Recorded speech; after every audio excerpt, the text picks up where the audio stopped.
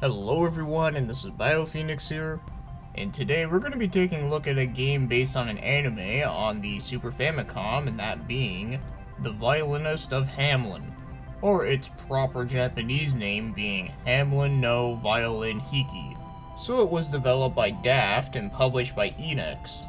Well, I don't think I need to explain who Enix is, but Daft on the other hand, other than this game, the only game that Daft ever made was the K1 series, or to be exact, it's the K1 Arena Fighters.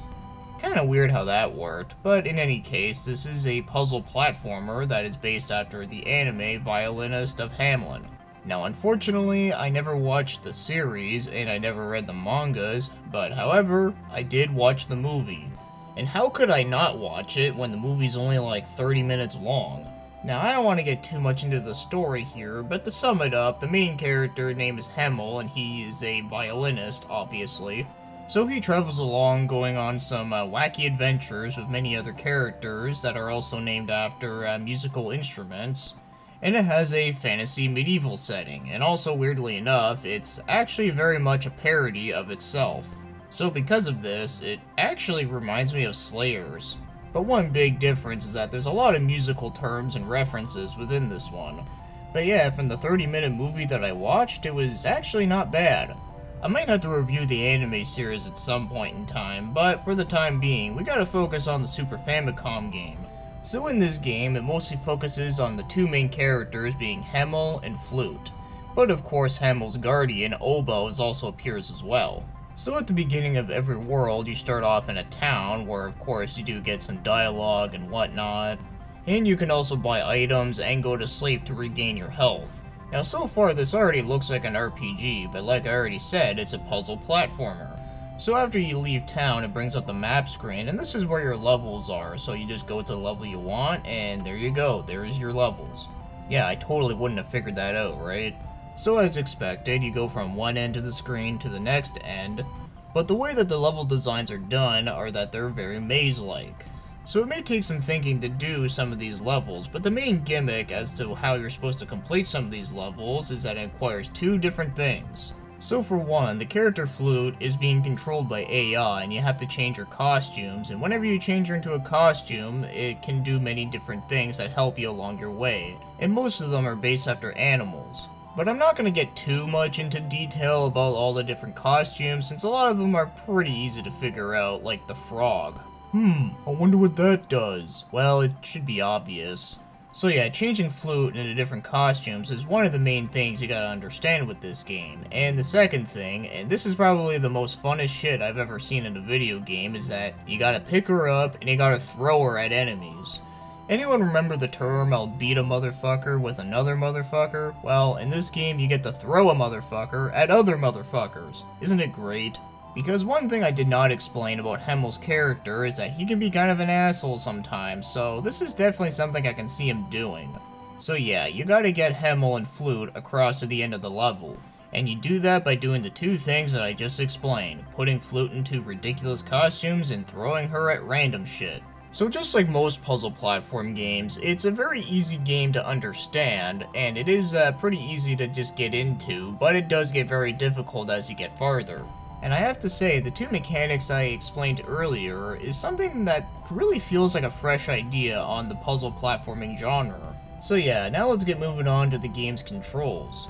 And I will say, they are actually really good for this style of game. So the button layout is really good, but the one thing that did take me some time to figure out was how to make Flute stay in one spot. Well, you gotta press the X button and down. Also, pressing the X button when she is in costume also makes her get out of the costume automatically. And you can attack enemies outside of throwing Flute at them. You can actually shoot music notes at enemies, but it's not as strong. And the music note has a really weird wave pattern, which sometimes it can be hard to hit your enemies with it. So it's not always the best way for attacking, but it is there. And one other thing you can do in the game that I had no idea you can even do until much later is that you can actually glide by holding up while you're falling. So the controls for the most part are really good, although I do find that the jumping does feel a little bit floaty, but as again, this is a puzzle platformer that is mostly focused on puzzles than the action, so I can kinda understand it being that way. So yeah, for the type of game that it is, I think it works really well. So now, let's get moving on to the other things, like the graphics. I think they look really nice. Everything is really bright and colorful, and the characters look really great. They're very recognizable. And the sprite work on the characters and the enemies are all really well done, but everything just looks really good for Super Famicom standards. But one thing I do want to mention that did kind of amuse me, and is also kind of the reason why I got interested in wanting to watch the anime at one point, because I did discover the anime first before I found out about the game. And that is that I do find that Hamel's character design awfully looks like a happier version of D from Vampire Hunter D, so yeah, that's kind of fucking awesome. Although I think it's just the hat that makes it a dead giveaway, but either way though, he's still a pretty cool looking character. So now, as for the game's music, the music is also really good in this game. There's a lot of catchy tunes, there's also a lot of very nice relaxing pieces, and also a lot of the songs fit the areas very well. I really like the forest and the castle themes in the game. Those are probably some of my favorites. So yeah, no complaints here, but I can't really tell if there's any music that came from the anime movie that reappeared here, but either way, it's still really well done for what it was. So now, if you want to go out and buy yourself a copy of this game, for a loose copy, it usually goes for about $20, but sometimes a little higher, sometimes a little less, but generally $20 is the usual price range. And as for a complete in box, it's $50 to $60, which I guess is no surprise, because usually complete in box games are pretty expensive for Super Famicom standards. But I'm surprised that it's not a whole lot higher though. I was expecting this game to be way more expensive than this. But either way, I guess it's a good thing that this game is cheap, and as you know, Super Nintendos are very easy to make region free. Just gotta take those plastic thingies out from inside the system, and big bang done, you have your region free system.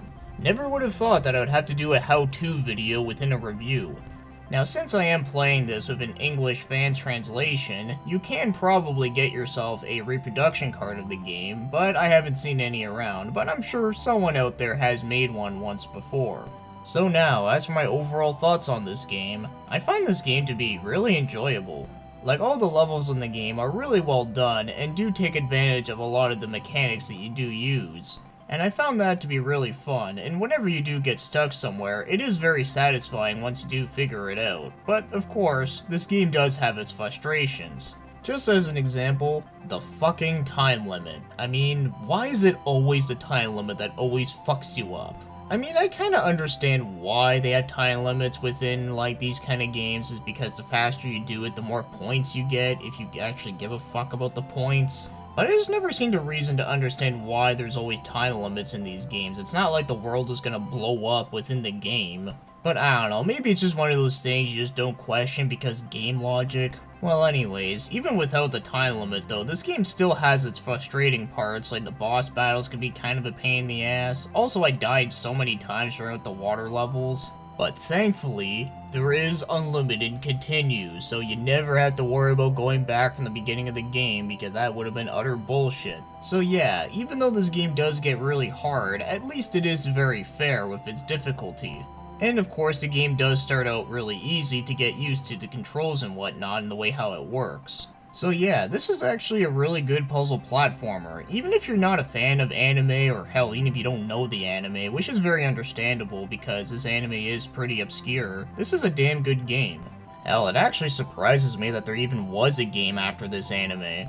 Since there's so many popular animes, I never really got one.